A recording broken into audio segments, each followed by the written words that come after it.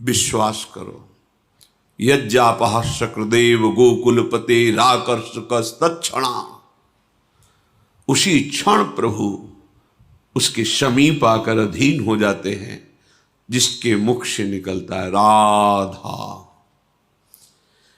प्रभु कहते हैं कि लाडली जू से भी प्रिय हमें लाडली जू का ये राधा नाम है। जब कोई राधा पुकारता है तो प्रेम विवश होकर मैं उसके समीप पहुंच जाता हूं। महाप्रभु हरिवंश चंद्र जी कहते हैं तत्काल उसके अनंत अपराधों का नाश कर देते हैं और अनुलिख्या, आगे जो कोई गलती हो जाएगी वो लिखेंगे नहीं, क्योंकि समस्त ब्रह्मांडों के साहब श्री लालजू महाराज हैं, श्री कृष्णचंद्र जो हैं। अनुलिख्यानंतान तदपराधान मधुपति, फिर महाप्रेमाविष्टस तौ परम देयम विमर्शति। प्रभु चिंतन में पड़ जाते हैं कि इसने राधा नाम उच्चारण किया, मैं क्या दूं? क्या अपने प्राणों से अधिक प्रिय राधा नाम का फल मैं इसे माया जनित भोग दूं? नहीं। तो प्रेम विवश हो जाते हैं और अधीन हो जाते हैं उसके, कि बस राधा नाम का तो सही फल यही है कि मैं इसके अधीन हूं जो राधा नाम जप रहा है।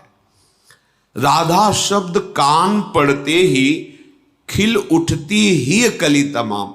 लाल जी को आज तक कोई भोग राग स्वर्ण सिंहासन छत्र चंवर इससे ऐसा नहीं कर पाया कि लाल जी के हृदय की कली खिल जाए, आनंद समुद्र को आनंद आ जाए, क्योंकि वो सब उन्हीं के एक पलक झपकते ही अनंत ब्रह्मांडों की रचना हो गई। उन्हीं में से कुछ सामग्री उनको अर्पित करते हो तो वो भाव के कारण स्वीकार करते हैं। लेकिन राधा, इसमें तो आनंद समुद्र प्रभु के हृदय में आनंद की उमगन होने लगती है। और प्रभु कह रहे मैं खरीदा नहीं जा सकता। शास्त्रों में आया है, संत जनों के श्रीमुख से सुना है कि कोई भी बड़े से बड़ा तपस्वी अपने तप के प्रभाव से भगवान को खरीद नहीं सकता। कोई भी कितना भी साधन कर ले, वो साधन के अभिमान में आकर के इतने साधन से मैं भगवान को खरीद लूं, ऐसा नहीं। पर यहां वर्णन करते हैं कि मेरा निश्चित मूल्य है, मैं खरीद जाऊंगा, खरीद लो मुझे। क्या मूल्य नित्य निश्चित है मेरा, प्रेम प्रपूरित राधा नाम। आंखों में अश्रु चल रहे, शरीर में रोमांच है, राधा लालजू ठाकुर जी खरीद लोगे आप। इस राधा नाम से लालजू को अधीन कर लोगे आप, चाहे जो खरीद ले। यहां कोई भी किसी तरह की शर्त नहीं रखी, चाहे जो खरीद ले ऐसा मुझे सुनाकर राधा नाम। राधा प्राणाधिका मेरी अतिशय प्रिय, प्रियजन सिरमौर। राधा सा कोई न कहीं है मेरा प्राणाधिक प्रिय, और पर राधा से भी लगता मुझको अधिक मधुर प्रिय राधा नाम। स्वयं लालजू महाराज हरि रसना राधा राधा रट। अनंत ब्रह्मांडों में जितने भी भक्त हैं सब हरि के विविध नाम का जप करते हैं, उनके रूप का ध्यान करते हैं। पर ये वृंदावन का एकांतिक रहस्य है जो बड़े बड़े योगियों की भी दृष्टि में नहीं आता। यहां जपत हरि विवश तव नाम प्रतिपद विमल मनसि तव ध्यान ते निमिष नहीं टरिबो। एक पलक झपकने के लिए भी राधा रूप का आदर्शन लालजू सह नहीं सकते। तो ध्यान में सदैव राधा और जिह्वा में सदैव जपत हरि विवश राधा राधा। तो अपने लोग तो जीव है, शरणागत है। कैसा अद्भुत राधा नाम। जिस समय हम रा बोलते हैं तो रेफो ही कोटि जन्माघम कर्म भोगम शुभाशुभम आकारात् गर्भवासं च मृत्युम च रोग मुत्सृजेत। धकार आयुषो हानि माकारो भवबंधनम श्रवण स्मरणोक्तिभ्या प्रणश्यन्ति न संशयः।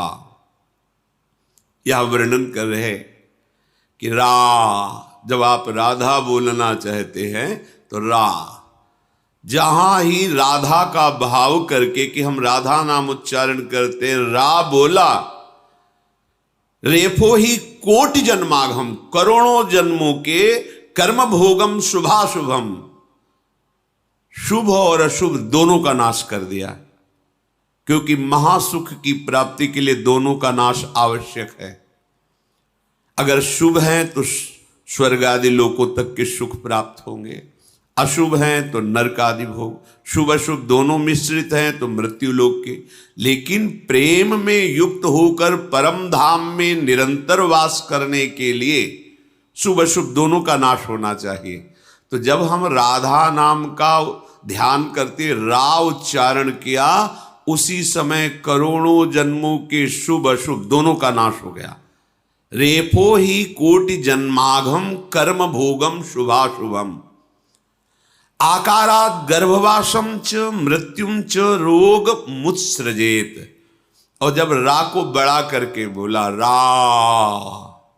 क्योंकि राधा तो जो बड़ा निकला, तो उसके उच्चारण से अब तुम्हें गर्भ में नहीं जाना पड़ेगा, किसी माई के गर्भ में नहीं जाना पड़ेगा, किसी भी योनि की मां के गर्भ में नहीं जाना पड़ेगा। और भाव है ना राधा, तो अब मृत्यु तुम्हें दुख नहीं पहुंचा सकती। शरीर छूटेगा पर ऐसे छूटेगा जैसे विशाल हाथी के मस्तक से फूलों की माला गिर जाए तो उसे क्या पता चले। ऐसे ही जब भक्त का शरीर छूटता है तो बिल्कुल सहज में, ऐसा पता नहीं चलता कि वो जैसे एक कर्म बंधन से बंधा हुआ जीव तड़प तड़प के प्राण त्यागता है, यमदूत बड़ी पीड़ा पहुंचाते हैं, ऐसा कष्ट नहीं होता। सहज में उसका शरीर छूटा और प्रियाजू के समीप दिव्य भाव देह से पहुंच गया। और जब उपासक धकार आयुषो हानि माकारो भव बंधनम, जहां धा का उच्चारण किया तो जो उसके कर्मों के अनुसार अकाल मृत्यु कभी निश्चित हुई है, अकाल मृत्यु का नाश करने के लिए राधा धा जहां पहुंचे तो अकाल मृत्यु का नाश हो जाएगा। कोई भी अचानक घटना में आपकी ऐसी दुर्गतिपूर्ण मृत्यु नहीं होगी। और जब बड़ा धा हुआ तो जो वेदांत दर्शन के बाद चिंतन से आत्मस्वरूप का बोध होता है और जीवन मुक्त होकर के ब्रह्मानंद में तृप्त होता है, वो सबसे ऊंची स्थिति ज्ञान की, वो जीवन मुक्त अवस्था को प्राप्त हो जाता है। और ये प्रेम परमहंसों का रस है। तो बोले धा जीव ही बड़ा निकला तो वो जीवन मुक्ति पर अधिकार प्राप्त कर लेता है।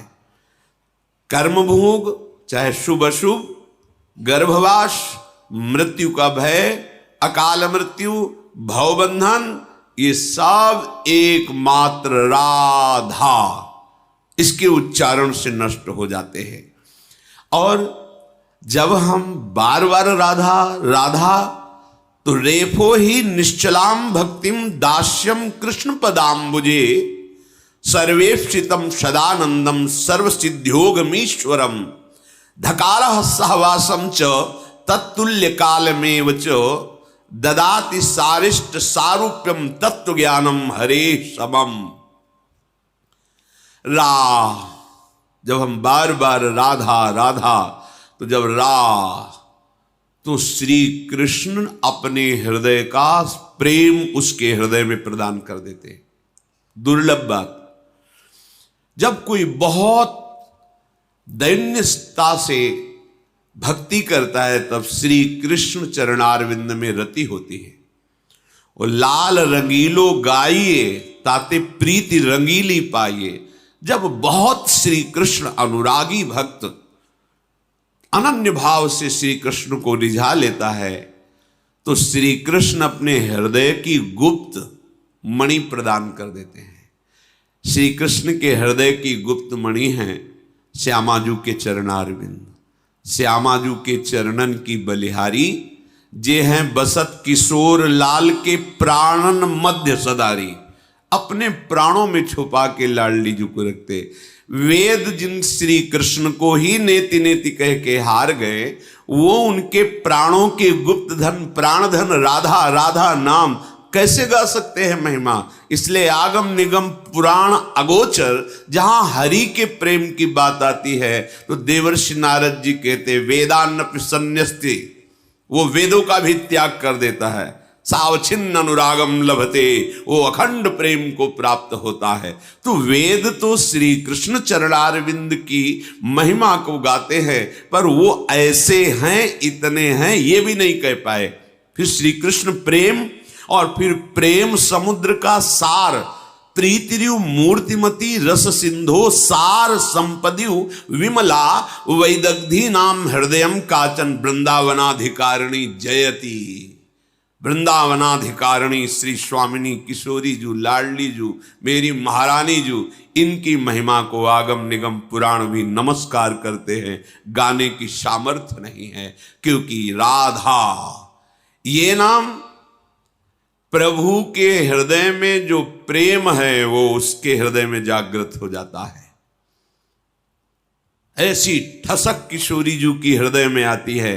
जब राधा उच्चारण करते हैं तो श्री कृष्ण अपने हृदय का प्रेम देते।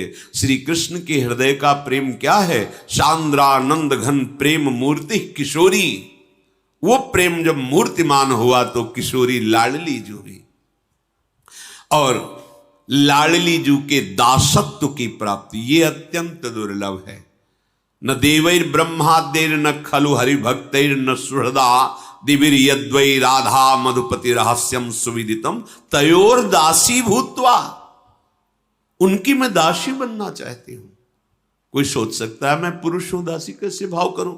देखो, जो हमारा स्वरूप है ना, वो स्त्री है ना पुरुष है, चिदानंद में है। हम जो स्वीकार करते हैं वही हो जाता है।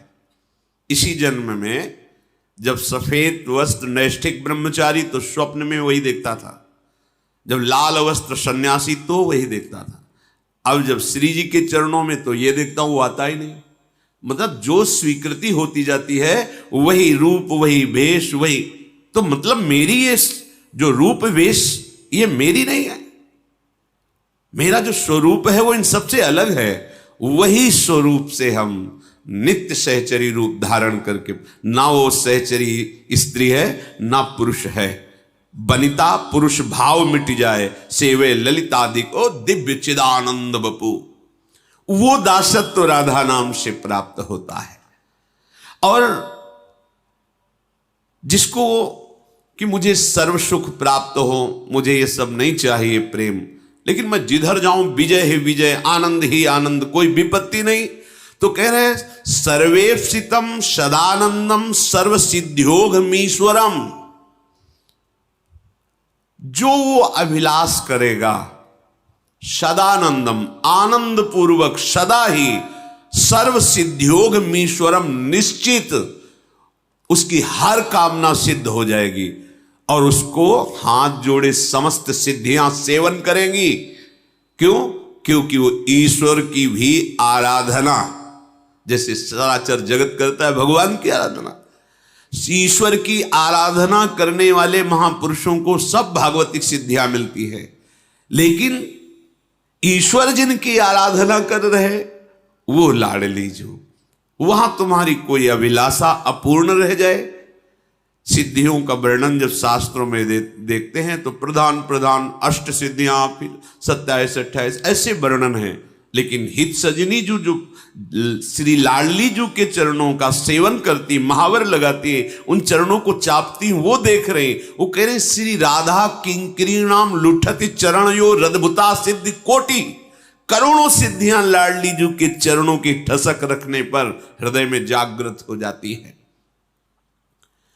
आकारस तेजसाम राशिम दान शक्तिम हरे यथा योग शक्तिम योगमतिम सर्वकालम हरिस्मृति। आहा, जो राधा ऐसा उच्चारण करता है और वो सोचता है मुझे मोक्ष मिल जाए तो सारिष्ट, सारूप्य, सायुज्य, सामीप्य, एकत्व, जो मोक्ष चाहे उसे प्राप्त हो जाएगा। उसके हृदय में, जिसकी जिह्वा पे राधा नाम चलता है, उदारता आ जाती है। ऑर्डर पाने, ऑर्डर जो चाहो वो तत्काल ऑर्डर दान देने की, मतलब हृदय इतना सहज सरल हो जाता है, किसको क्या दे दूं, कैसे सुख पहुंचा दूं। और तेजो राशि, उसके हृदय में विशुद्ध ज्ञान का, अनुराग का तेज रहता है, अज्ञान अंधकार स्पर्श भी नहीं कर सकता। और योग की जितनी शक्तियां हैं वो सब स्वयं उसका वर्ण कर लेती हैं, जो सदैव राधा राधा राधा। और जो राधा राधा उच्चारण करता है, हरि सदैव उसके समीप रहते हैं, हरि उसकी स्मृति में रहते हैं। राधा नाम का गायन, राधा नाम का श्रवण, राधा नाम का ध्यान, राधा नाम की सेवा, जिसने मन में सोच लिया कि अब मैं करूंगा, तो यमराज कांप पड़ते हैं भय से। वेपन्ते नात्र संशयः, रोग शोक मृत्यु यमा वेपन्ते नात्र संशया। राधा राधा राधा, तो कोई भी रोग प्रभाव नहीं डाल सकता। शोक संकट कांप के भाग जाते हैं। मृत्यु और मृत्यु के स्वामी यमराज, ये वेपन्ते, वेपन्ते माने कांपना, कांपते हैं। ये राधा नाम जापक है, इसकी तरफ देखना भी नहीं। नात्र संशया, संशय मत करो, रात दिन राधा राधा राधा ऐसा नाम उच्चारण करो। ये अमोघ, शास्त्रों में गुप्त, लालजू का जीवन धन और लालजू को खरीदने के लिए पर्याप्त मूल्य है राधा नाम। इसलिए ये हमें वृंदावन के प्रिया प्रीतम की सेवा सुख में मगन आचार्य स्वरूपा सहचरियों की कृपा से प्राप्त हुआ है। ये परा विद्या है, ये गुप्त विद्या है। आप इसको जप करके देखिएगा, हृदय आपका खुद बोलने लगेगा कुछ दिन बाद कि मैं निहाल हो रहा हूं, मैं तृप्त हो रहा हूं, विश्राम को प्राप्त हो रहा हूं। अमोघ अमोघ फल प्रदान करने वाला राधा नाम है। चलते हैं, मार्कंडेय जी महाराज काम्य वन में विराजमान पांडवों को भगवान श्री राम के पावन चरित्र का गायन करके उन्हें श्रवण करा रहे हैं। ये भवबंधन मुक्त करने वाला भगवान श्री हरि का महान पावन चरित्र है। जब प्रभु बड़े कृपाल होते हैं तब हमको उनके चरित्र सुनने का सौभाग्य मिलता है और श्रवण करने पर ऐसा नया नया रस लगता है कि अब मैं प्रभु के चरित्र सुने बिना रह नहीं सकता। ऐसी आसक्ति हो जाए तो जीवन धन्य हो गया। चलते हैं महाराज जनक जी की पुष्प वाटिका में। जैसे हमारे निकुंज में सुंदर फूलों से श्रृंगारित सिंहासन पर प्राणाराध्य युगल सरकार अनशन पर भुज दिए बिलोकत, इंदु बदन बिबियोर करत पान रस मत परस्पर लोचन त्रसित चकोर। आज ऐसे सियाजू के नेत्रों में जब रामजू के नेत्र मिले, प्रथम मिलन है। चंद्र चकोर की भांति, चकोरी जैसे चंद्रमा के रूप का पान करती है, ऐसे सियाजू के नेत्र, और चकोर ऐसे लालजू के नेत्र सियाजू के मुख चंद्र की अद्भुत शोभा का पान कर रहे हैं। सी शोभा ही बरनी प्रभु आपनी दशा विचारी, बोले सुचि मन अनुज सन बचन समय अनुहारी। सियाजू के श्रीमुख चंद्र की शोभा को देख करके प्रभु की दशा बदल गई। प्रभु की दशा बदल गई। ये प्रेमी जन जानते हैं कि अब प्रभु किस दशा में हैं। मन मन की रुचि जानी, नेह विधि अनुसर। कहऊ ते कुछ दुख घटी होई, काहे कहो यह जान न कोई। प्रभु के हृदय की जो दशा है, अब रहा नहीं जा रहा, किससे कहें। लखन लाल जी से कहा, लक्ष्मण बहुत प्रेम में डूबे हुए हैं प्रभु, तुम देख रहे हो ये वही जनक नंदनी है जिनके लिए धनुष यज्ञ हो रहा है और अपने लोग धनुष यज्ञ देखने आए हैं। यहां गौरी जी का मंदिर है, उनके पूजन के लिए आए हैं। देखो इनके श्री अंग के प्रकाश से पूरी फुलवाड़ी प्रकाशित हो रही है। हमने अपने मन को देखा है, मेरा मन कभी किसी रूप पे आसक्त नहीं हुआ, पर इनकी सुंदरता, इनकी शोभा देखकर मेरा मन क्षुब्ध हो रहा है। सहज पुनीत मोर मनु क्षोभा, मेरा परम पवित्र मन है, पर यह क्षोभ को प्राप्त हो रहा है। प्रेम एक ऐसी महाबल शक्ति है जो भक्त को भी अधीन करती और भगवान को भी अधीन कर लेती है, विवश कर देती। देखो इसीलिए भगवान का एक नाम प्रेमाधीन। प्रभु अपने मन की प्रेम दशा को देखकर कहते हैं कि मेरा परम पवित्र मन है, किसी सुंदरता, किसी रूप को देखकर लुभायमान हो जाए असंभव। ऐसा क्यों हो रहा है? लक्ष्मण जी से कह, मेरा मन प्रेम विवश हो रहा है और मुझे शुभ शकुन दिखाई दे रहे, दाहिने अंग हमारे फड़क रहे। हमारे वंश का स्वभाव है रघुवंशिन कर सहज सुभाऊ, मन कुपंथ पगु धरई न काऊ, मोहि अतिशय प्रतीति मन केरी, जेहि सपने हूं पर नारी नहेरी। मेरे वंश का जन्मजात स्वभाव है कि कोई कभी किसी पराई स्त्री को देखने की भी चाह नहीं करता, कुमार्गगामी मन नहीं हो सकता। और मैं अपने मन पर बहुत विश्वास करता हूं, जिसने आज तक कभी विपरीत संकल्प नहीं उठाया। पर आज क्या हो गया? आज ही जनक नंदिनी को देख करके मेरा मन प्रेमासक्त हो रहा है। विधाता जाने क्या है। लक्ष्मण जी से कह रहे, संसार में ऐसे ज्यादा पुरुष नहीं होते जो युद्ध के अवसर पर कभी पीठ न दिखाएं, दरवाजे पर मांगने वाले को कभी विमुख न जाने दें और पराई स्त्री पर कभी आसक्त न हो। ऐसे ज्यादा पुरुष नहीं होते।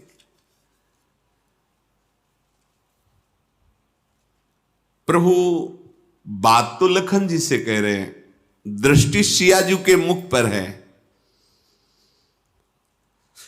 सियाजू को एकदम चेतना से आती है। सखियां कह रही कि गौरी पूजन करके शीघ्र चलना है। फिर एकदम चेतना सी जागृत होती है, बार बार चंचल ने, कहां गए वो राजकुमार? सखियों ने कहा, विवश मत होइए, देखो वो लता की ओट में वो विराजमान। फिर नेत्र जाकर प्रभु के मुख चंद्र की शोभा का पान कर रहे। प्रभु भी फूल का दोना हाथ में ही है और जानकी जी को निरख कर प्रेम मगन हो रहे। दोनों चंद्र चकोरी की भांति विवश हैं। सखियों को लगा कि ज्यादा समय यहां व्यतीत नहीं करना चाहिए। कहा, सियाजू आप शीघ्र चलें। चलना शब्द सुनकर सियाजी ने भर नेत्र देखा और आंख बंद कर ली, मानो प्रभु के रूप को अपने मानस पटल पर, अपने हृदय पर बसा लिया। अद्भुत रूप प्रभु का है। नीलकांति, वो नीलिमा है ही नहीं सृष्टि में। उदाहरण में जैसे अनुमान के लिए वो ऐसा नहीं हो सकता कि प्राकृतिक रंग से प्रभु के श्रीअंग की तुलना की जाए। ये प्रकृति जनित है, वो चिदानंद है। जैसे कहा गया केकी कंठाभ नीलम, मोर के गले की जैसे नील कांति। जैसे कहा गया है कि नवीन जलधर मेघ की कांति। कहा अनुमान के लिए केवल कि ऐसा हो सकता है, नहीं, कोई नहीं। ये उपमा और अनुमान और अलंकार से बहुत अलग हैं। ये अद्वितीय सच्चिदानंद हैं। बिना प्रेम दृष्टि प्राप्त हुए, दिव्य दृष्टि प्राप्त हुए अद्भुत नील कांति। गौरवर्ण लखनलाल जी पास में अरविंदाक्ष, विशाल मनोहर, विशाल भयानक नहीं, मनोहर। कुछ कुछ अरुणिमा है नेत्रों में और प्रेम युक्त है, और मोर पंख माथे पर बांधे हुए हैं। मोर पंख सिर शोहत नीके, गुच्छ बीच बीच कुसुम कली के। सुंदर श्याम वर्ण के केशों को, सुंदर कलियां और फूल श्रृंगारित, और बीच में मोर मुकुट धारण की हुई राम जी। बस राव श्या का अंतर है, श्याम जी राम जी। अगर वे धनुष बाण हुए बिल्कुल वैसे, मोर मुकुट, मोर पंख सिर शोहत नीके, माथे पर तिलक और पसीने की बूंदे। महीना आगहन का बहुत मेहनत वाला कार्य कर रहे हैं ना, फूल चुन रहे हैं। पसीना कैसे आ गया महाराज के? सोचने वाली बात है। अगहन के महीने में पसीना, जेठ बैसाख हो, दोपहर का समय है भाई, जेठ बैसाख का है, थोड़ा श्रम युक्त कार्य कर रहे हैं तो पसीने की बूंदे आ गई। भाल तिलक श्रम बिंदु सुहा। ये श्रम बिंदु जानते हो काहे के हैं? जानकी जी के रूप को जब पान कर रहे तो माथे पे पसीना आ गया। ये प्रेमियों का विषय है, ये बुद्धि का विषय नहीं है। प्रेम की दशा में ये भी आता है, पसीना पसीना हो जाना, कंपायमान हो जाना, शरीर रोम रोम पुलकित हो जाना। सुंदर मकराकृत कुंडल, धनुष के समान टेढ़ी भौहें, रत्नारे नेत्र, ठोड़ी नाक गाल, बड़े ही सुंदर, और मंद मुस्कुराहट। करोड़ कामदेव मूर्छित हो जाएं, और गंभीर स्वभाव।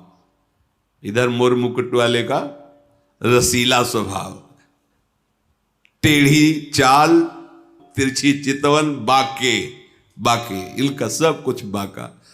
ये सीधे महाराज, बड़े गंभीर महाराज, नेत्र भी बहुत संभाल के उठाना, बिल्कुल एक एक चेष्टा बड़ी गंभीरता पूर्वक। हमारे जो लालजू महाराज है ना, छैल छबीली लाडली, छैल छबीले लाल, ये महाराज तो रस बरसाते रहते। उधर महाराज बहुत गंभीर, बहुत गंभीर। यही वही, यहां वहां दो बालक देखा, मति भ्रम से दो दिखाई देते, एक ही है।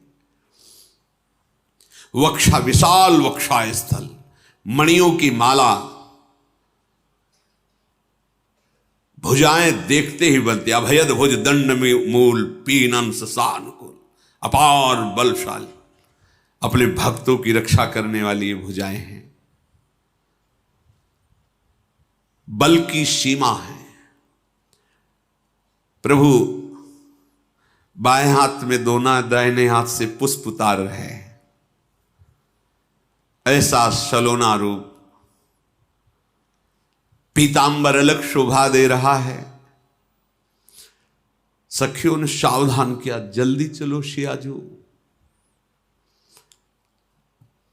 पहले गिरजाजू का ध्यान कर लो, उनसे आशीष ले लो।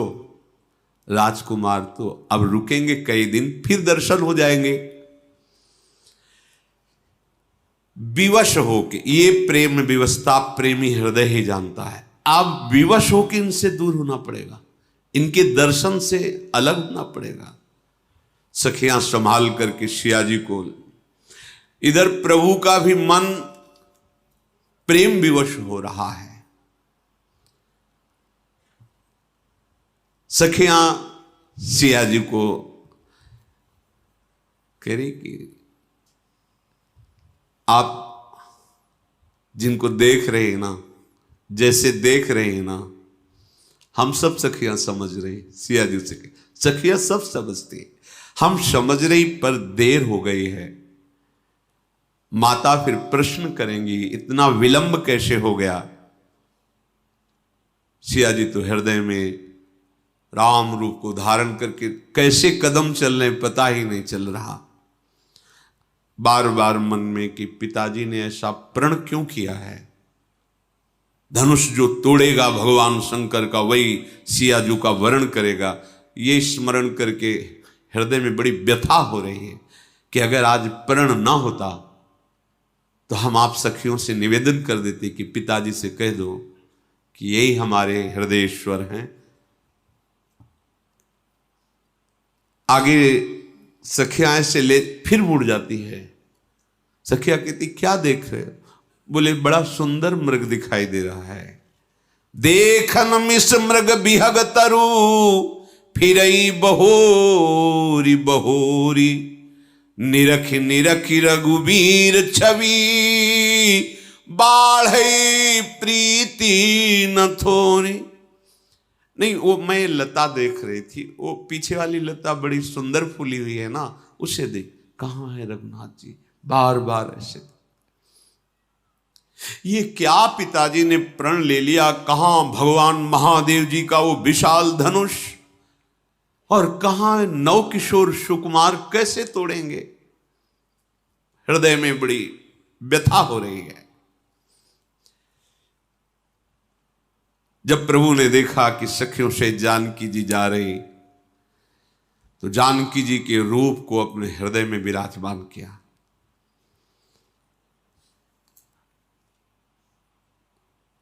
इतना सुंदर रूप लक्ष्मण, त्रिभुवन में कोई इतना सुंदर नहीं जितनी जानकी जी सुंदर है। ये प्रभु वही हैं जिनका न आदि है, न मध्य है, न अंत है। वेद भी जिनके प्रभाव को नहीं जानते। विश्व को मोहित करने वाले परम स्वतंत्र भगवान, देखो जानकी जी के रूप में प्रेम विवश हो रहे हैं। बस सीता जी को एक ही बात समझ में आई कि अब तो जो भी बात बनेगी आशीर्वाद से ही बनेगी। चलो गौरी जी को मनाएं, गिरिजा जी को मनाएं। पास गई, विवश होकर के बैठ गए और कहा कि आज तक जिसने आपसे मांगा मां, कभी कोई विमुख नहीं गया, क्योंकि आप मां हो। भगवान शिव के वो प्राणों से भी प्रिय हो। आपके सी चरणों की सेवा से कौन सा फल दुर्लभ है? कोई भी ऋषि मुनि मनुष्य कोई भी हे जगदम्बा आपके चरणों की आराधना करे तो उसकी कामना की पूर्ति हो जाती है। मेरा मनोरथ आप जान रही हैं ना, क्योंकि आप सबके हृदय में विराजमान हैं। मैं प्रगट में आपसे नहीं कह सकती, बस आप जान लीजिए। और जो देवी जी की प्रतिमा श्री विग्रह थी, उनके चरण पकड़कर जानकी जी बार बार विनय, बार बार देख करके कहें, आप हमारे मन के मनोरथ को जानती हो, हम कह नहीं सकती। विनय प्रेम बस भई भवानी, खसी माल मूर्ति मुस्कानी, सादर सिय प्रसाद सिर धरऊं, बोली गौरी हर सुहिय भरेऊं। जब सियाजू विवश हो रही थी तो जगदम्बा जी ने अपनी माला सिया जी के मस्तक पर, यह आराध्य देव का संकेत होता है। आप एकटक प्रभु को देख रहे हैं और बात कर रहे हैं अंदर से, कोई पुष्प गिर जाए कर कमल का, कोई श्रृंगार, समझ लो सीधे बात हो गई आपकी। बहुत बार ऐसा प्रेमी जनों को अनुभव होता है। खसी माल, तत्काल माला गले से श्री जानकी जी ने, और देखा कि श्री विग्रह जगदम्बा का मुस्कुरा रहा है, और मुस्कुरा ही नहीं रहा, जगदम्बा बोलने लगी। बोली, सुनु सिय सत्य असीस हमारी, पूजी मन कामना तुम्हारी। हे सियाजू, मैं सत्य बोलती हूं, मेरा आशीर्वाद है जो तुम्हारे मन में चल रहा है वो निश्चित पूर्ण होगा, वो तुम्हें प्राप्त होगा। मनु जाहि राचु मिली सोबरु, सहज सुंदर सावरो, करुणा निधान सुजान सीलु, सनेहु जानत रावरो। तुम्हारा मन जहां अनुरक्त हो गया मैं जान रही हूं। स्वभाव से सांवरे सरकार तुम्हें मिलेंगे, जिस भाव से तुम चिंतन कर रही हो वो बहुत करुणामय है, वो सुजान सर्वज्ञ हैं, वो तुम्हारे हृदय की बात जान रहे हैं, तुम्हारे शील और स्नेह में वो डूबे हुए हैं, तुम्हें निश्चित उनकी प्राप्ति होगी। ऐसा आशीर्वाद गौरी जी ने, जगदम्बा जी ने दिया। अब तो हृदय में अपार आनंद, क्योंकि जगदम्बा जी ने कहा है कि जो तुम्हारे मन में है, मनुजा ही राच्यो मिली सोबर, सहज सुंदर सावरो, सावरे सरकार को अपने प्रीतम रूप में वर्ण किया, निश्चित तो मिलेंगे। यही भांति गौरी असीस सुनी सिय, सहित ही हरसी अली, तुलसी भवानी पूजी पुनि पुनि, मुदित मन मंदिर चली। सखियों सहित सियाजू बहुत आनंदित हो गई, जगदम्बा ने वर दिया है, आज तो हमारे सब अनुकूल हो गया।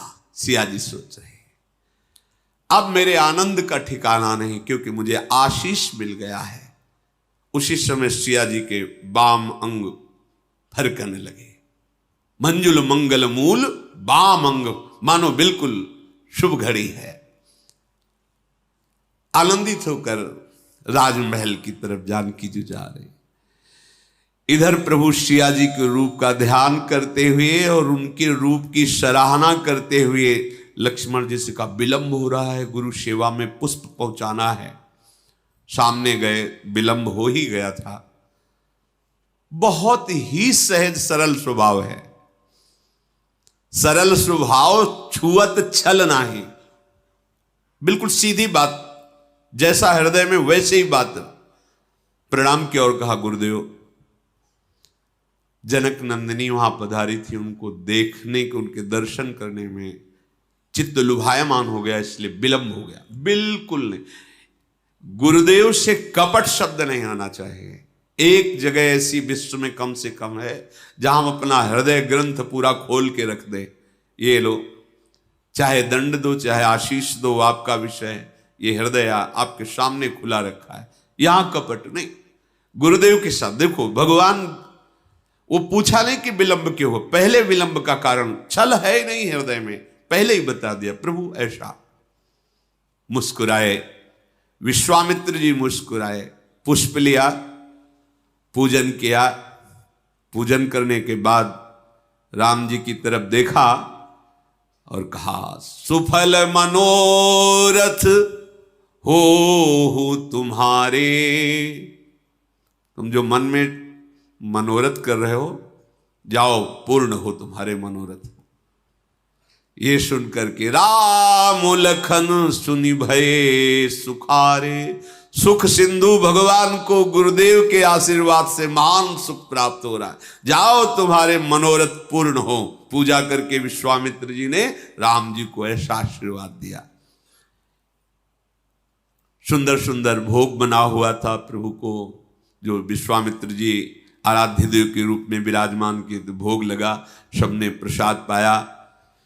दिन बीत गया, गुरु की आज्ञा पाकर दोनों भाई राम लखन संध्या करने चले।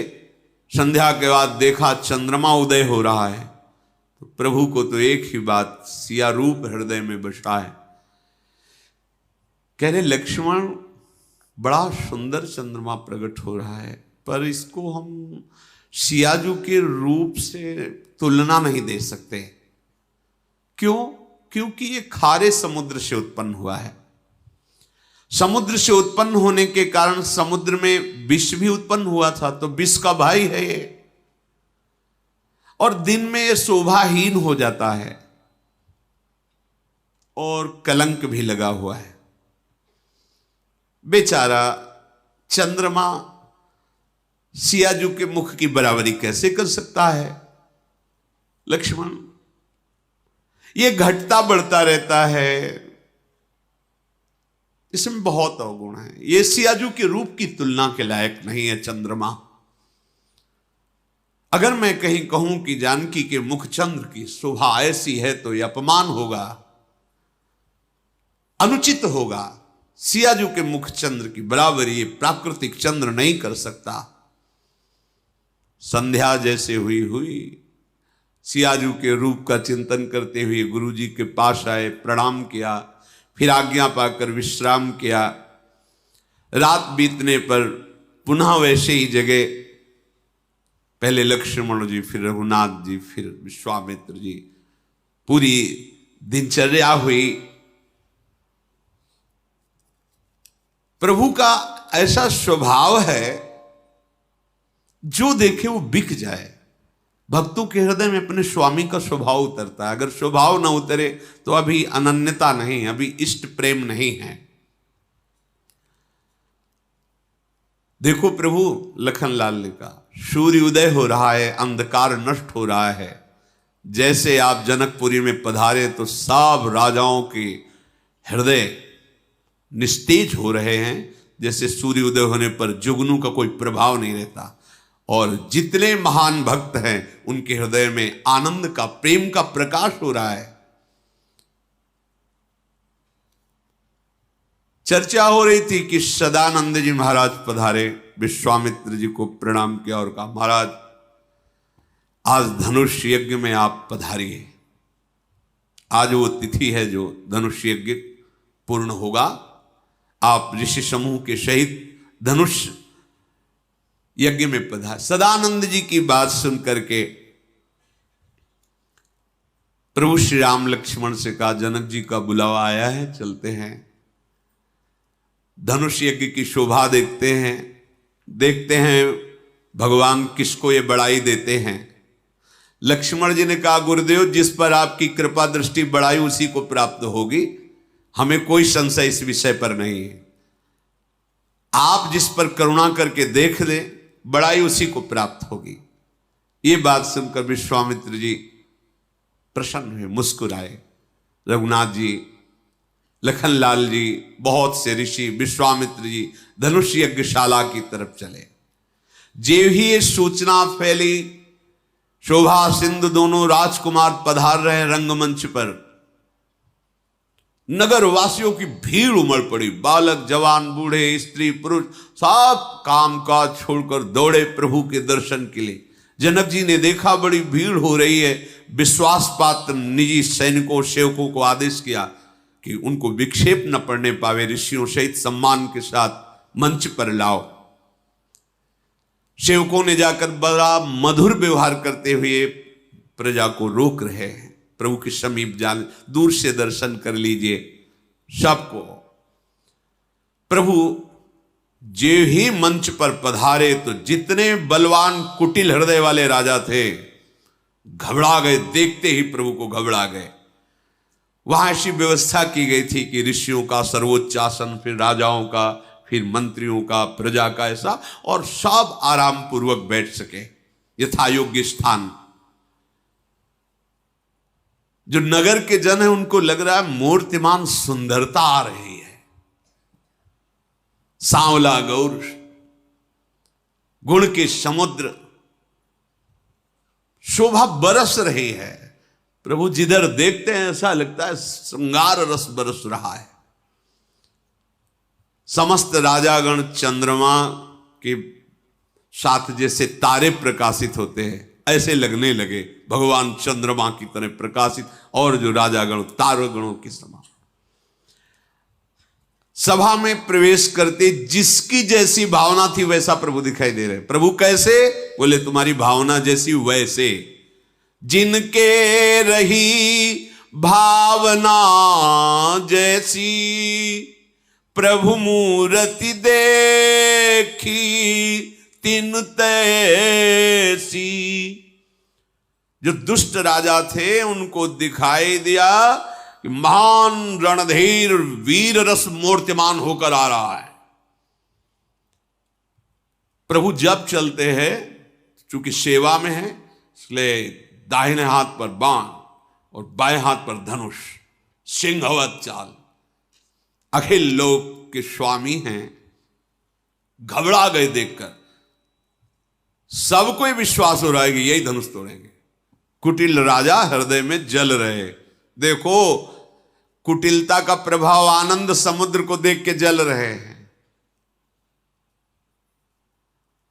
प्रभु को देख करके उनके हृदय में जलन पैदा हो रही। इसीलिए बिना भक्ति के हृदय आनंदित नहीं हो सकता। सामने प्रभु हो तो भी देखो, देखो ना, प्रभु सामने है और वो जल रहे हैं। जो वहां राक्षस लोग राजाओं का वेश धर करके आए थे कि धनुष तोड़ेंगे, जानकी को ले जाएंगे, उन्होंने देखा कि मूर्तिमान प्रचंड काल पधार रहा है। काल। नगरवासियों ने देखा कि ये दोनों तो रूप समुद्र नेत्रों को सुख पहुंचाने वाले आ रहे हैं। जो 9 युवतियां हैं वो अपने अपने भाव के अनुसार देख रही, मानो श्रृंगार रस ही मूर्तिमान होकर पधार रहा है। जो बड़े ज्ञानी जन बैठे थे, ज्ञानियों की सभा है राजा जनक की, वो साक्षात देख रहे हैं परम तत्व पधार रहा है। विद्वान जन, पुराणवेत्ता देख रहे हैं कि विराट रूप भगवान पधार रहे हैं। कुटुंबी जन देख रहे हैं बहुत प्रिय आ रहे हैं, जैसे परिवार के जन, ऐसे जो उनको लग रहा है बहुत प्यारा बालक है, बहुत नवकिशोर, ऐसा दिखाई दे रहा है। और जो जनक जी और उनकी रानियां और उनकी सेवा में जो हैं, वो बिल्कुल ऐसा देख रहे जैसे मेरा बच्चा पधार रहा है, प्रभु को मेरा बेटा पधार रहा है, ऐसा एकदम वात्सल्य। जो वहां योगी जन विराजमान हैं उनको शांत शुद्ध समस्वता प्रकाश परम तत्व का बोध हो रहा है।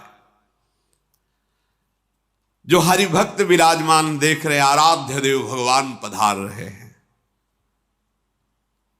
और सियाजू जो देख रही हैं वो किसी के वर्णन करने की क्षमता ही नहीं है। ये सियाजू जो देख रही, उनका जो स्नेह है, जो सुख है, वाणी की सामर्थ्य नहीं कि वर्णन कर सके, केवल अनुभव कर रहे हैं, वो भी सिया जी। यही बात प्रभु श्री राम ने हनुमान जी को संदेश में अशोक वाटिका में विराजमान जानकी जी के लिए कहा था। तत्व प्रेम कर मम और तोरा, जानत प्रिया एक मन मोरा, सो मनु रहत सदा तोई पाही, जान प्रीति रस एते नहीं माही। बस इतना है, वर्णन नहीं कर सकते, बस इससे समझ लो मेरे और आपके प्रेम को केवल मेरा मन जानता, वो मन आपके पास है, बस आप समझ लीजिए। कोशलाधीश प्रभु सुंदर सांवले गौर शरीर वाले युगल जब पधारे, रात सभा सुशोभित हो रही है। प्रभु का कोई श्रृंगार नहीं किया गया, क्योंकि ऋषियों के साथ राजभवन से आते तो हो सकता था श्रृंगार किया जाता, तो ये तो ऋषियों के साथ पधारे, स्वाभाविक ऐसे ही। पर सुंदरता टपक रही है, करोड़ों कामदेव उनके श्रीअंग शोभा के आगे तुच्छ नजर आ रहे हैं। एकदम प्रफुल्लित मुखकमल, नेत्र चित्त चुराने वाले, हृदय जिधर भी सबको वात्सल करुणा, जो जैसे भाव से सबको तृप्त कर रहा है प्रभु का हृदय।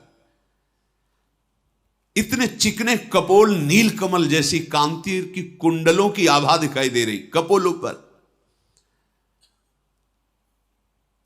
ओठ प्रदेश ऐसे, वाणी ऐसी, हंसी ऐसी, कैसे वर्णन करे। टेढ़ी भौहें, सुंदर नासिका, ललाट पर स्वाभाविक विशाल भाल, तिलक, घुंघराली अलकावली और पीली 4 कोने की टोपी, चौकोनी टोपी पीले रंग की, और से बीच बीच में पुष्प लगे हुए हैं। मानो तीनों लोकों की सुंदरता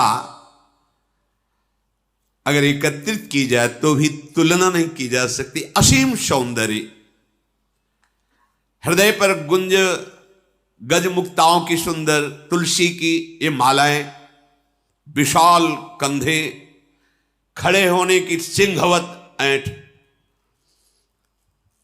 पीठ पे तरकश, पीतांबर, दाहिने हाथ में बाण, बाएं हाथ में कंधे पर धनुष, यज्ञोपवीत, नख से सिक तक शोभा ही शोभा। जो देखता है वो ये कहता है कि आज हमने जन्म लेने का फल प्राप्त कर लिया, प्रभु को देखा। अनुपम रूप, देवता लोग आकाश पर विमानों पर चढ़े हुए प्रभु के सुंदर रूप का दर्शन कर रहे, रंगमंच पर फूलों की वर्षा कर रहे।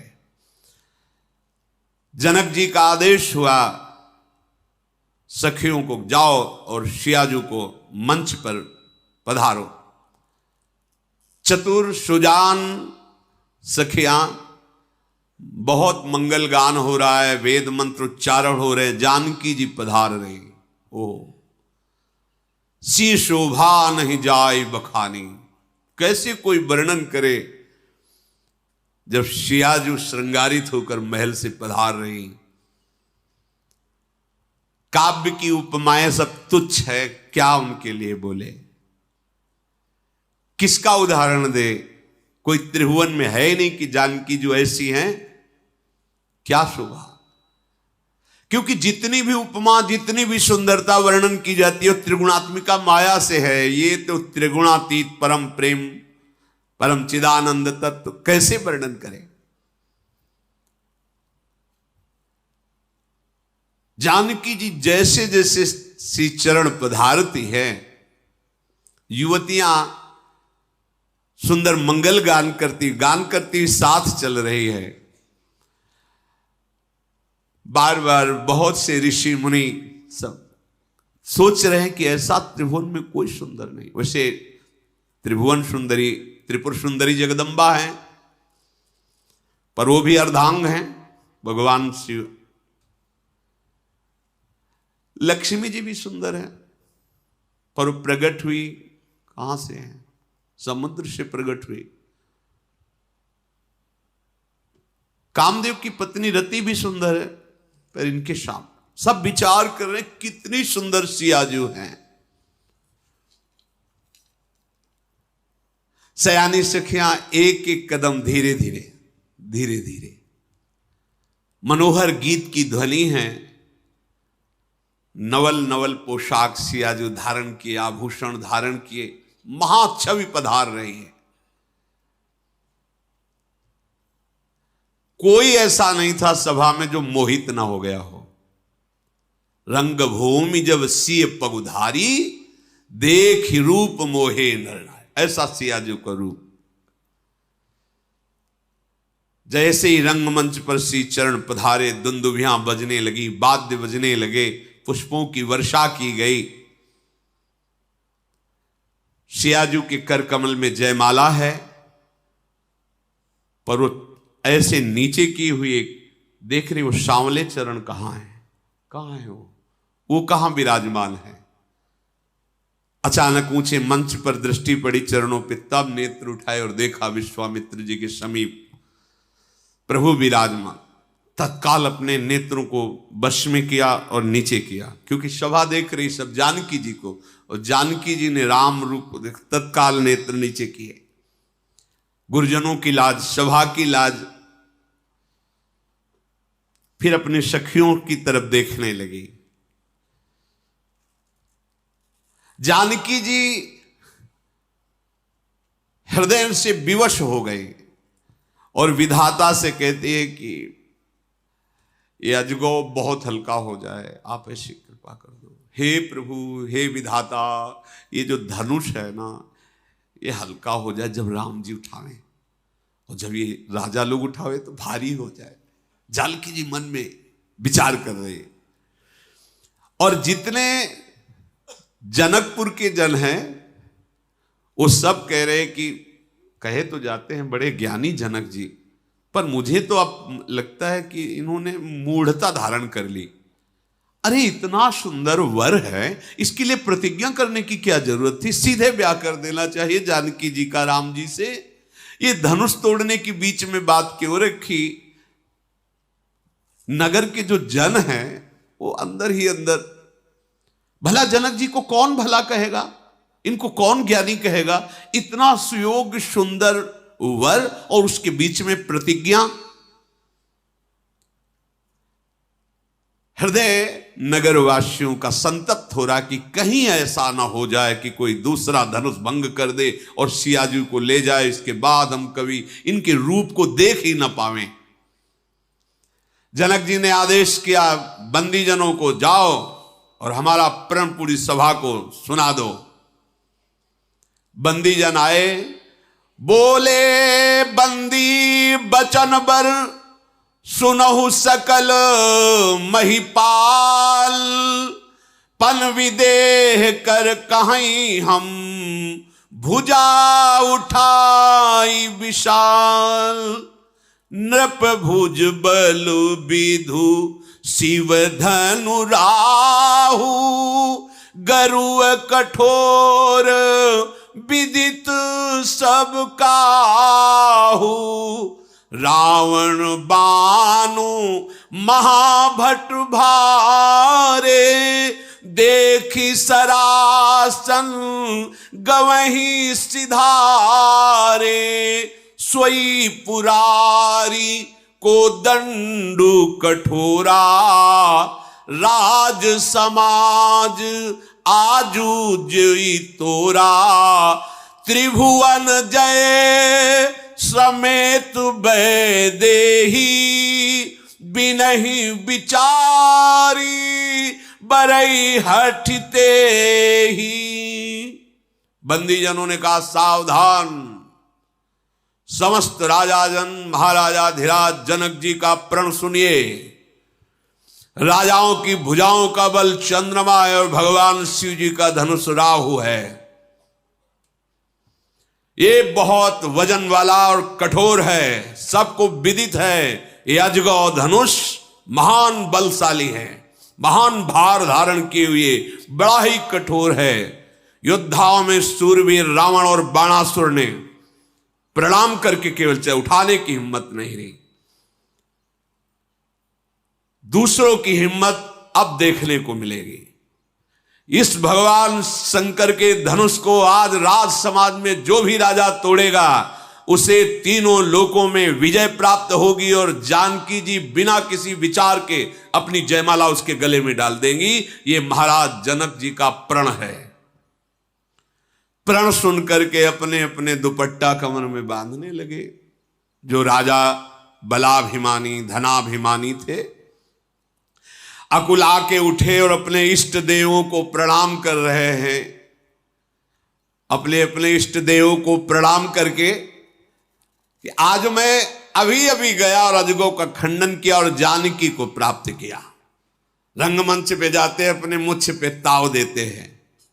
तमक इधर ही धनु मूढ़ नृप, उठई न चलहि लजाई, मनहु पाई भट बाहुबल अधिक अधिक गरुआई। भुजा ठोकते और घुटने के बल होकर के धन वहां हिल ही नहीं पाया, फिर खड़े होते, फिर एक दो, चुपचाप नीचे उतर जाते। ऐसे सहस्त्रों राजा, ऐसा लग रहा है जो जो राजा छूता है उसका बल और धनुष पर समा जाता है। इतना गरु धनुष हिला भी नहीं सका कोई, उठाना और तोड़ना तो बात जाने दो। राजाओं ने आपस में बात की कि एक से तो उठ नहीं रहा, तो देखो बुद्धि खराब है, 10-10 हजार एक साथ लग गए।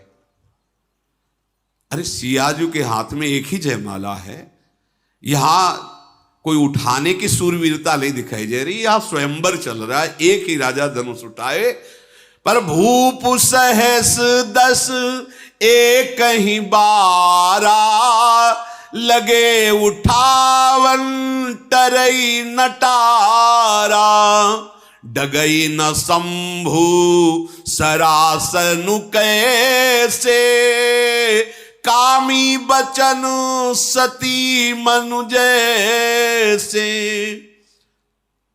10,000 राजा एक साथ उठे और अजगौ को उठा, हिला नहीं। बोले कैसे नहीं हिला? बोले जैसे कोई कितना भी सुंदर कामी पुरुष हो, सती के मन में क्षोभ नहीं पैदा कर सकता, पातिव्रत धर्म से युक्त जो है, ऐसे तिल भर भी हिला नहीं सके उठाने की तो बात जाने दो। जो भक्त राजा थे बोले काहे को उपहास के पात्र बन रहे, बैठ जाके चुपचाप 10-10 हजार उठाने की कोशिश कर रहे हो। सब अपना जैसा मुंह लेकर के आके बैठ गए। कैसा उनका मुंह हो रहा है? बोले जैसे बिना वैराग्य के बैरागी। वैरागी जैसे बिना वैराग्य के। बड़ी कीर्ति विजय सब लिखाई थी पर्चा में बंदीजनों को, हमारे कुल दादा पर बाबा वहां वहां विजय प्राप्त किए, मैं धनुष, सब चुप बैठे। जनक जी ने देखा कोई उठाने वाला नहीं है, पूरी सभा में कोई नहीं रह गया। बहुत जनक जी एकदम उदास हो गए कि ये क्या, सब श्रीहीन हो रहे, पूरी समाज गर्दन झुका ली, कोई अजगो को उठा नहीं पाया, व्याकुल हो गए। नृपन बिलो की जनक अकुलाने, बोले बचन रोष जनुसाने, दीप दीप के भूपति नाना, आए सुनि हम जो पन उठाना, देव दनुज धरी मनुज शरीरा, विपुल वीर आए रणधीरा, कुंवरी मनोहर विजय बड़ी, कीरति अति कमनी, पावनहार बिरंचि जनु रच्यो न धनु दमनीय। ओहो, हमें लगता है हमसे भूल हो गई। जनक जी ने सभा में कहा, द्वीप द्वीप के अनेक महाबली राजा पधारे, देवता दैत्य भी भेष बदल करके मनुष्य रूप में आए, मैं देख रहा हूं, पर किसी भी रणधीर बलवान के अंदर इतनी शक्ति नहीं कि जिसको जानकी जी ने खेल खेल में हाथ में उठा लिया था उसको उठा सके। धनुष का प्रभाव, प्रताप, बल, महिमा, यही देख करके हमने प्रण किया था कि जिसको जानकी जी ने से बाएं हाथ से खेल खेल में उठा लिया, जो इसका भंजन करेगा वही इनका पति होगा। आहा, ये सुंदर विजय, वीरता, कीर्ति, हमें लगता है ब्रह्मा ने कोई ऐसा सूरवीर ही नहीं पैदा किया जो अजगौ का खंडन कर दे। कहु काही यह लाभु न भावा, काहू न शंकर चाप चढ़ावा, रहु चढ़ाऊ तोरब भाई, तिलु भरी भूमि न सके छड़ाई। किसको ऐसा लाभ अच्छा नहीं लगता? जगत में उसकी कीर्ति होती, जानकी जी उसके गले में जयमाला डालती, परंतु भगवान शंकर के धनुष को चढ़ाना तोड़ना तो दूर रहा, तिल भर कोई हिला नहीं सका। अब मुझे ऐसा लगता है कि पृथ्वी में कोई ऐसा वीर ही नहीं रह गया। अब जनि को माखे भट मानी, वीर विहीन मही मैं जानी, तजहुआस निज निज गृह जाहू, लिखा न विधि वैदेही विवाहू। अब कोई ऐसा महाबली वीर नहीं बचा। जाओ सब अभिमान छोड़ करके अपने अपने राज्यों को चले जाओ। मैं जान गया पृथ्वी में कोई सूरवीर नहीं है। आशा छोड़ो, अपने अपने घर जाओ। मैंने समझ लिया ब्रह्मा ने सिया जी के विवाह की रचना ही नहीं की। यदि मैं ऐसा जानता कि कोई धनुष उठाने वाला नहीं तो मैं ऐसा प्रण नहीं करता। पर मैं प्रण नहीं छोड़ सकता, क्योंकि अगर प्रण छोड़ता हूं तो मेरे सुकृतों का नाश हो जाएगा। जो एक बार प्रण करके, कसम खाकर, प्रतिज्ञा करके तोड़ देता है, उसके पुण्य नष्ट हो जाते हैं। अब क्या करूं? मेरी लाडली सिया कुमारी ही रह जाएगी। व्यथित हो गए जनक जी। सुकृत जाई जो पनु परिहरऊं, कुंवरी कुमारी रहु का करऊं, जो जन त्यों बिनु भट्ट भुवि भाई, तो पनु करी हो त्यों न हसाई। यदि मैं ऐसा जानता कि पृथ्वी वीरों से शून्य हो गई तो कभी ऐसा प्रण ही नहीं करता, अपना उपहास नहीं कराता इस रंगभूमि पे। जनक जी उदास हो गए। सब सभा सन्न, जनकपुर की नगर नारियां बड़ी व्यथित हो रही हैं। लक्ष्मण जी की भाव चढ़ गई। जनक जी के वचन सुनकर ओठ फड़कने लगे, लाल नेत्र हो गए, पर वहां से कुछ बोल नहीं सकते थे क्योंकि प्रभु विराजमान हैं। फिर भी रहा नहीं गया, उठे, विश्वामित्र जी के चरणों में सर नवाया और राम जी के चरणों में सर नवाया और कहा, जनक, जहां रघुनाथ जी बैठे होते वहां ऐसे शब्द नहीं बोले जाते जैसे तुमने बोल दिया। हमारे प्रभु के विराजमान होते हुए तुमने कह दिया पूरे भूमि में कोई ऐसा सूरवीर नहीं। सुनो, मैं अभिमान से नहीं कहता, भगवान को साक्षी करके कहता हूं, अगर हमारे प्रभु का इशारा हो जाए तो संपूर्ण ब्रह्मांड को कांचे घड़े, मिट्टी का जैसे कच्चा घड़ा होता है ऐसे तोड़ दूं। तुम धनुष की बात कहते हो? इस ब्रह्मांड को ऐसे गेंद की तरह उठाऊं, कच्चे घड़े की तरह तोड़कर मसल दूं। ये पुराना अजगो की तुम बात क्या करते हो? सुमेरु पर्वत जो 4 लाख योजन का है, मूली की तरह उखाड़ कर अभी तोड़ दूं। वचन साक्षी भगवान है, अगर ये आदेश कर दे तो अभी। ये बेचारा पुराना धनुष जिसको लेकर तुमने ऐसी बात कर दी, जहां हमारे प्रभु सभा में विराजमान है, तुमने ऐसी बात कह दी। प्रभु आप आज्ञा कीजिए। लक्ष्मण जी ने कहा, इनको दिखाऊं कि वीरता किसे कहते हैं। अरे इस धनुष को कमल की डंडी की तरह लेकर 100 योजन एक सांस में भाग सकता हो। कमल की डंडी तोड़ने में जैसे समय नहीं लगता, ऐसे अजगो को तोड़ डालूं। हमारे प्रभु विराजमान, उनके प्रताप को तुमने नहीं जाना। बरसाती छत्ता कुकुर मुत्ता की तरह धनुष को तोड़ दूं अभी इसी क्षण। लक्ष्मण जी का विकराल रूप। तोरऊ छत्रक दंड जिमी, तव प्रताप बलनाथ, जो न करो प्रभु पद शपथ, कर न धरो धनुभात। मैं आपके चरणों की कसम खा के कहता हूं, बरसाती छत्ते जो ऐसे प्रकट होते, कुकुर मुत्ते जो बिल्कुल कोमल, ऐसे इस धनुष को तोड़ दूं, ब्रह्मांड को कच्चे घड़े की तरह मसल दूं। एकदम आवेश। मैं शपथ खा के कहता हूं, ऐसा ना करूं तो जीवन में कभी धनुष बाण पर स्पर्श नहीं करूंगा, हाथ नहीं लगाऊंगा।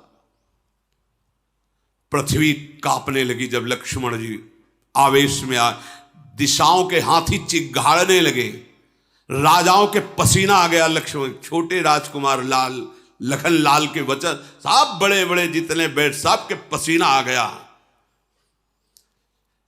जानकी जी के हृदय में शीतलता पहुंची कि अभी तक छोटे राजकुमार का तो परिचय ही ले जाना था कि ऐसे है। अब हृदय में शीतलता हुई। विश्वामित्र जी ने इशारा किया, राम जी ने नेत्र मिलाए लक्ष्मण से, पास में शांत शांत मुस्कुराते हुए विश्वामित्र जी, लक्ष्मण बैठो, बैठ जाओ, शांत बैठो। इसीलिए कृष्णावतार में कहा, भाई आप पीछे आना, पहले हम जाएंगे, क्योंकि हम छोटे होते कुछ कर नहीं पाते, आप हमें रोक देते हैं। तो बलराम जी बन करके ये भगवान शेष जी हैं, जिनकी गोद में भगवान श्री हरि निरंतर शयन करते हैं। जहां जहां अवतार भगवान लेते, ये सदैव उनके सुख संपादन के लिए अवतार लेते हैं। लक्ष्मण जी शांत होकर के बैठ गए। विश्वामित्र जी ने मधुर वाणी में कहा, उठहु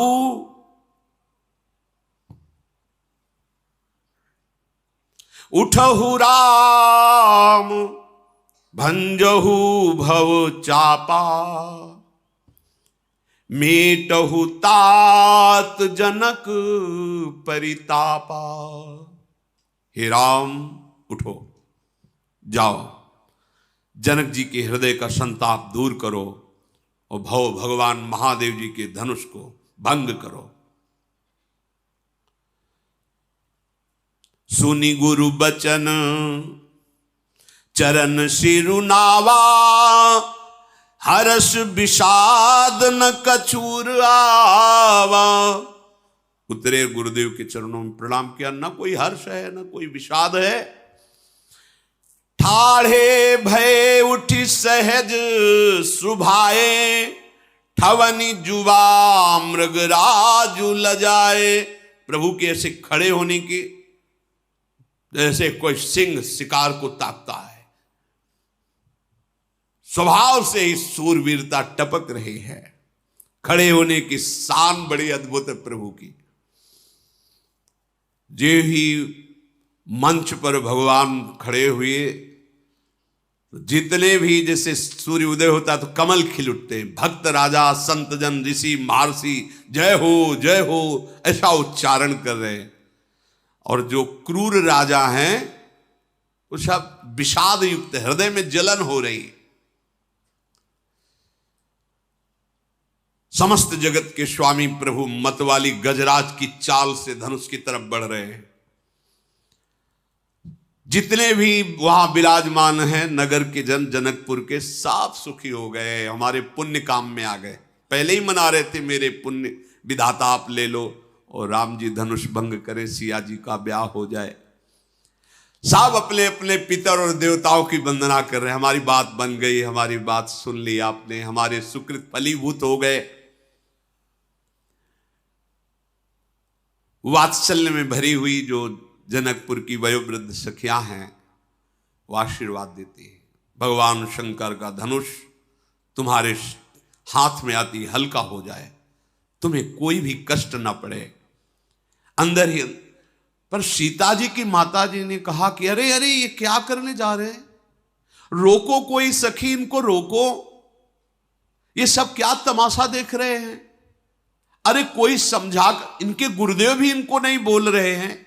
इतने सुकुमार बालक और कहां महा अजगो कठोर विशाल धनुष, और आदेश कर दिया जाओ इन धनुष भंजन करो। नहीं नहीं, जिसको महान बलवान बाणासुर और रावण ने भी स्पर्श भी नहीं किया, उस धनुष को तोड़ने की आज्ञा गुरुदेव ने ऐसे राम जी को की। जानकी जी की मां कहती नहीं नहीं कोई रोक, ये क्या हो गया है, महाराज को भी परम ज्ञानी होते हुए भी वो रोक नहीं रहे हैं। अरे विश्वामित्र जी को क्यों समझाता क्यों नहीं, ऐसे नौ किशोर। अरे जहां रावण बाणासुर प्रणाम करके चला गया, हाथ से भी नहीं छुआ, उसको ये तोड़ देंगे। भला कहीं हंस का बच्चा मंदराचल पहाड़ उठा सकता है क्या? अरे और कोई समझे न समझे, ज्ञानियों के शिरोमणि जनक जी के, उनको तो समझना चाहिए, परम ज्ञानी विश्वामित्र जी, इनको तो समझना चाहिए। परंतु लगता है सबकी चतुरता आज समाप्त हो गई। सखी विधाता क्या करना चाहता है? एक चतुर सखी ने कहा कि आप महारानी जी, आप ऐसा शोक मत कीजिए, ये छोटे हैं पर बड़े तेजवान हैं। देखो, छोटा देखने पर यह ना समझ लेना चाहिए कि छोटा है। घड़े से उत्पन्न हुए थे कुंभज जी, अगस्त जी, और समुद्र पी गए। प्रकट कैसे हुए थे? कुंभज, कुंभ माने घड़ा, घड़े से प्रकट हुए थे और पी क्या गए? समुद्र।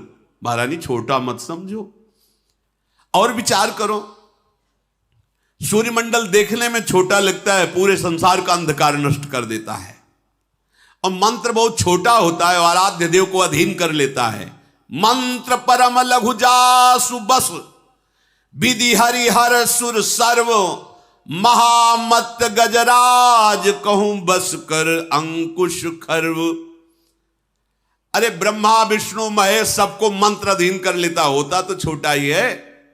कितना मत वाला गजराज हो, इतना बड़ा अंकुश उसको घुटने पे ला देता है। महारानी ये बात सोचना आपको कि ये छोटे हैं, ये नहीं उठा पाएंगे, ऐसा नहीं है। कामदेव के हाथ में फूलों का ही धनुष होता है, बड़े बड़े वीरों को परास्त कर देते हैं। महारानी हमने सुना है ये बहुत बलशाली, तुम्हें देखने में बालक लगते हैं, ये बड़े सामर्थ्यशाली। विश्वास करो, निश्चित तुम भय और शोक छोड़ो, ये निश्चित धनुष तोड़ेंगे। आप ऐसा मत व्याकुल हो। उधर जानकी जी तो जब प्रभु गजराज की चाल से धनुष की तरफ बढ़ रहे हैं तो मन ही मन भगवान शंकर और पार्वती से प्रार्थना करती हैं, हो प्रसन्न महेश भवानी, हे भगवान शिव, हे जगदम्बा, हम पर प्रसन्न हो। और आपने आशीर्वाद दिया था कि सुफल मनोरथ होई तुम्हारे, तो आज मेरे मनोरथ पूर्ण होने जा रहे हैं। आप हे शुभ विनायक जन, समस्त देवता, आज हम आप सबसे प्रार्थना करती हैं कि धनुष बिल्कुल हल्का हो जाए, भारीपन धनुष में ना रहे। रघुनाथ जी देखा सियाजू की तरफ तो आंखों में आंसू है। बार बार दो प्रकार के भाव प्रकट हो, कभी आनंद के कि प्रभु अवश्य तोड़ दे, कभी शोक के, इतने सुकोमल रघुनाथ जी, इतना कठोर धनुष। बार बार सियाजू धीरे से रघुनाथ जी की तरफ देख लेती हो, पिता के प्रण को सोचकर फिर उदासी छा जाती है। हे विधाता, किस तरह धीरज धरूं? सिरस के फूल के कण से कहीं हीरा छेदा जा सकता है? अति सुकोमल सिरस का फूल, और हीरा कठोर जो घन से प्रहार करने पर भी ना फूटे। शिव जी का कहां धनुष और कहां ये सुकुमार भुजाओं वाले प्रभु। प्रभु चितई पुन चितव मही, राजत लोचन लोल, खेलत मन सिज मीन जुग, जनु विधु मंडल डोल। कभी प्रभु की तरफ देखती, कभी धनुष की तरफ देखती, कभी जमीन की तरफ देखने लगती, क्या होगा? प्रभु ने देखा कि जानकी जी बहुत व्याकुल हो रही हैं। प्रभु के चरणों का चिंतन करते हुए प्रेम विवशता हो रही है। प्रभु तन चितई प्रेम तन ठाना, कृपा निधान राम सब जाना। जानकी जी ने प्रभु के चरणों की तरफ देखा और निश्चय कर लिया, अगर प्रभु ने धनुष नहीं तोड़ा तो मैं अपने प्राण छोड़ दूंगी, पर किसी और का वरण नहीं करूंगी।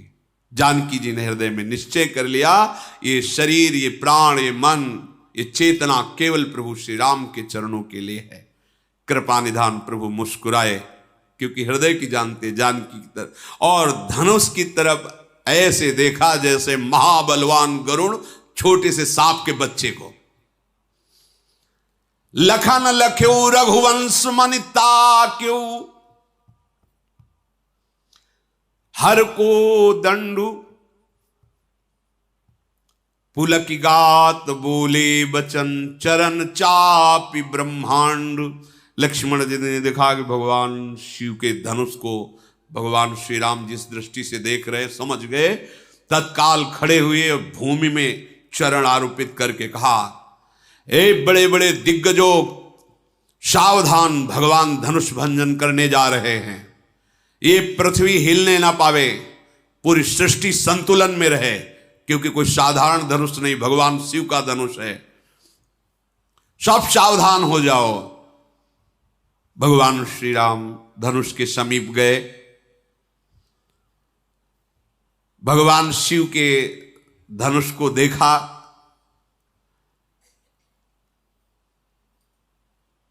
कृपायतन प्रभु हैं।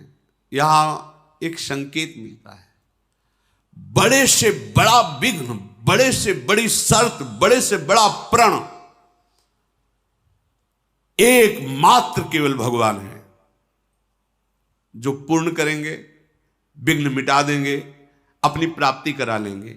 इसलिए सच्ची उपासना का स्वरूप यह है, केवल इनका भरोसा और आश्रय। कहीं साधना का भी बल ना हो जाए, कहीं किसी और बल की तरफ हमारी वृत्ति ना जाए, मैं तपस्वी, मैं जितेंद्री, मैं एकमात्र इनका बल। तो विश्वास रखना, बिल्कुल भगवत प्राप्ति होगी। इनके विश्वास से सब कुछ, केवल विश्वास से कुछ दुर्लभ नहीं। प्रभु हैं। हम लोगों को धैर्य पूर्वक विश्वास पर दृढ़ रहना चाहिए। प्रभु मन ही मन गुरुदेव जी के चरणों का चिंतन किया। गुरु ही प्रणाम मन ही मन कीन्हा, अति लाघो उठाई धनुलीन। कोई प्रयास नहीं किया। गुरुदेव भगवान को मन ही मन प्रणाम करके सहज में ऐसे अजगो धनुष को उठा लिया। पूरी सभा आश्चर्यचकित है। 10-10 हजार राजा मिलकर के हिला भी नहीं सके, ऐसे ही प्रभु ने सहज में उठा लिया, मानो जैसे फूलों का धनुष निर्माण किया गया हो। दम के दामिनी जिमी जब लयवू, पुनि नव धनु मंडल सम भयवू। लेत चढ़ावत खेचत गाढ़े, काहू न लखा देख सब उठाढ़े। तेहि छन राम मध्य धनु तोरा, भरे भुवन धुनि घोर कठोरा। प्रभु ने सहज में धनुष उठा लिया, जोर से खींचा, बीच से भंग कर। कब उठाया, कब खींचा, कब तोड़ा, इतनी फुर्ती से। भयंकर कठोर धुनि हुई जब अजगौ का खंडन हुआ। भरे भुवन घोर कठोर, रवि रवि बाजी तजि मारगु चले। चिक्कर ही दिग्गज डोल, महियहि कोल कूरुम कलमले। सुर असुर मुनि कर काल दीन है, सकल विकल विचारहि। कोदंड खंडेउ राम तुलसी, जयति बचन उचारहि। घोर शब्द हुआ धनुष भंग होने पर। सूर्य के मार्ग में जो घोड़े थे विचलित हो गए, दिग्गज चिल्लाने लगे, धरती कंपायमान हो गई। शेष वाला कच्छप कलमला उठे, देवता राक्षस मुनि सब कानों पे हाथ। इतनी भयंकर ध्वनि हुई धनुष भंग की।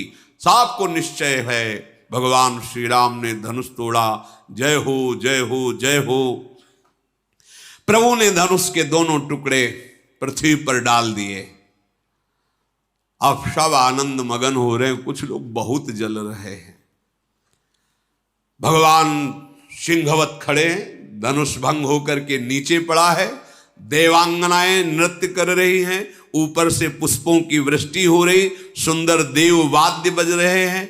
ब्रह्मा ऋषि मुनि सब स्तोत्र करते हुए सिया राम जी के ऊपर पुष्पों की वर्षा करे। सारे ब्रह्मांड में जय हो ध्वनि छा गई। बंदीजन मागध सूत बिरदावली का बखान कर रहे हैं।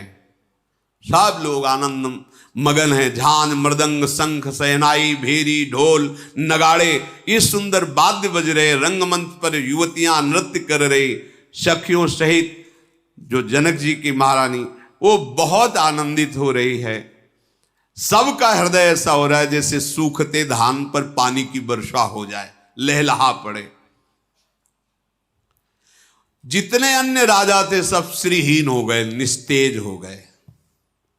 जैसे सूर्य उदय होने पर दीपक की, सूर्य का प्रकाश दीपक, क्या ऐसे राजा लोग हो गए। सीता जी का हृदय ऐसे हो गया जैसे चातक पी पी रटता रहता है और स्वाति का जल पाता है, परम शीतलता और तृप्ति, ऐसे सीता जी का हृदय आनंद से। राम जी को लक्ष्मण जी देख रहे जैसे चंद्रमा को चकोर का बच्चा देख रहा हो।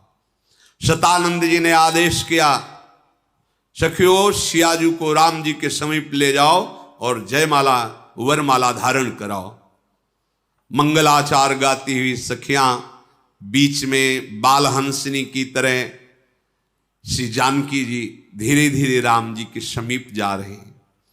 सखियों के बीच में सीता जी की ऐसी शोभा हो रही जैसे बहुत सी छवियों के बीच में महाछवि विराजमान, और दोनों कर कमल में वरमाला, विश्व विजय की शोभा जिसमें विराजमान है। एक एक कदम प्रेम विवश होकर बढ़ रहा है। मन में उत्साह है पर शरीर में शिथिलता है, प्रेम शिथिलता। सामने जाकर प्रभु के रूप को देखकर चित्र लिखी सी रह जाती है जानकी जी, हिलना डुलना। चतुर सखी कहती, देख बाद में लेना, वरमाला धारण कराओ, सियाजू जयमाला पहनाओ। माला उठाती फिर रुक जाती है, ऐसी प्रेम विवस्था है। सखियां गान करती हैं, सिया जी के कर कमल में दोनों तरफ से सखियां सहयोग देती। हाँ, राम जी से कहा थोड़ा झुको, क्योंकि मुकुट धारण किए सिया जी। लक्ष्मण जी इशारे से मानो कह रहे कि हमारे यहाँ झुकने की प्रणाली नहीं है हमारे यहाँ झुकने की बड़ा वो एकांतिक जो आनंद विनोद है वो इशारों से होता है, ज्यादा बातचीत से नहीं होता, वो तो रसिकों के चिंतन का विषय होता है। सखियों ने सियाजू के कर कमल को सहयोग दिया। सिया जी ने श्री राम जी के गले में वरमाला पहनाई। जो ही वरमाला धारण हुई, सब ऋषि मुनि आशीष देते हुए पुष्पों की वर्षा कर रहे हैं, जय जयकार हो रही। नौ युवतियां नृत्य करें, ब्राह्मण वेद ध्वनि कर रहे, बिरुदावली का बखान सूत मागध जन कर रहे। अब जो राजा लोग बैठे थे उनके हृदय की दुष्टता उभर पड़ी। अरे उन्होंने कहा धनुष तोड़ दिया तो क्या हुआ, बंदी बनाओ इन दोनों राजकुमार को, जनक को और सीता जी का अपहरण कर लो, ले चलते हैं हम सब। अपने अपने कवच सुधार रहे हैं, अपने अपने अस्त्र ले रहे हैं। छीन लो सीता को। ये धनुष तोड़ दिया तो क्या सीता जी को ले जाएंगे? मेरे रहते हुए कौन अभी हिला भी नहीं पाए धनुष, और उन्हीं धनुष को ऐसे ही कमल नाल की तरह भंजन करने वाले भगवान को बंदी बनाना चाहते। मूर्खता की हद हो गई। ये जनक कुछ बोले ना तो पूरे मंत्रियों सहित इनको बंदी बना लो। ये भक्त जो राजा से खड़े बोले, निर्लज्जो, थोड़ी भी लाज है तुम्हारे? तुम्हें शर्म नहीं आई? मंच से जाके घुटने टेक के नीचे उतर के आ गए, अजगो को हिला भी नहीं पाए, और तुम कहते हो बंदी बना लो, छीन। अरे प्रणाम कर और जीवन सार्थक कर, ऐसे वचन मत बोलो। तुम्हारी प्रतिष्ठा, सूरवीरता और बल सब धनुष के साथ बह गया जब उठा नहीं पाए थे। कहां गई थी वो वीरता, उठाते धनुष? अरे दुष्टो, तुम्हारी दुर्बुद्धि तुम्हारे मुख में कालिक पोत दी। अरे ईर्ष्या घमंड छोड़ो, नेत्र भरकर परम सुख लाभ लो। ये कौन है? सिया राम जी। तुम काहे को पतिंगा बनना चाहते हो लक्ष्मण की क्रोधाग्नि की? जगमो सखा निशाचर जेते, लक्ष्मण हरे निमिष मौते थे। अरे गरुण का भाग कौआ कभी ले पाया है क्या? सिंह का भाग खरगोश छीन पाएगा क्या? अरे तुम लोग सिया जी के चरणों में प्रणाम करो, ऐसी बात भी मत सोचो। अब कोलाहल राजाओं का, अपने अपने धनुष बाण और सब उद्दंडता। सदानंद जी ने इशारा किया, जानकी जी को एकांत करो। सखियों ने, क्योंकि राज समाज है, ओ साहब अपनी अपनी भुजा ठोक करके मंच पर भगवान श्री राम इशारा किया विश्वामित्र जी ने, पास आ जाओ। लक्ष्मण और भगवान श्री राम विश्वामित्र जी जानकी जी को एकांत। राजा लोग क्रोध से आग बबूले होके झुंड के झुंड रंगमंच पर सब व्याकुल हो गए। जनक को बना बनाया सब काम बिगड़ गया। उसी समय देखा कि जिनके पद की धमक से पूरा रंगमंच हिल जाए, सब कांप गए, कौन आ रहा है।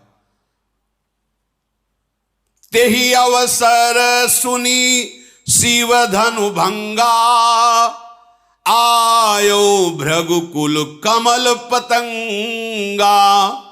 देखी महीप सकल सकुचाने, बाज झपट जनु लवा लुकाने। गौर शरीर भूति भल भ्राजा, भाल विशाल त्रिपुंड विराजा। शीस जटा शशि बदनु सुहावा, ऋषि बस कछुक अरुण होइयावा। भ्रकुटी कुटिल नयन रिस राते, सहजहु चितवत मनहु रिसाते।